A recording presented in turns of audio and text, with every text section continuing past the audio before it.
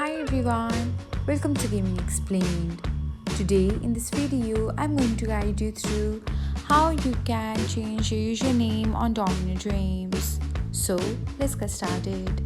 First of all, open the Domino Dreams app on your device. Now, tap on the gear button. Next, select the pencil icon just beside the username. Once you do that, you can find a green recycle like icon. Tap on it until you get the username of your preference.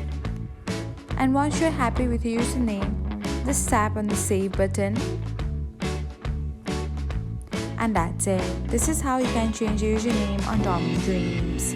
Thanks for watching. Don't forget to subscribe to our channel so that you'll never miss another gaming update.